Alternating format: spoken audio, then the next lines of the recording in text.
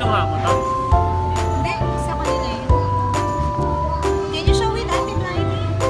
Oh no! Bakit mo pinupunit? You need to be punit talaga.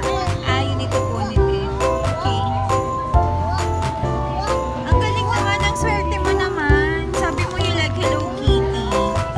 Hello Kitty nga nakuha mo, no? How about Deo? Ano na ni Deo? What's that? Say, truck? Ay, ano yan? Ang tawag dito? Rocket launcher. Wow, rocket. It's moving on. Are you happy, Ate Blythe? No, it's moving.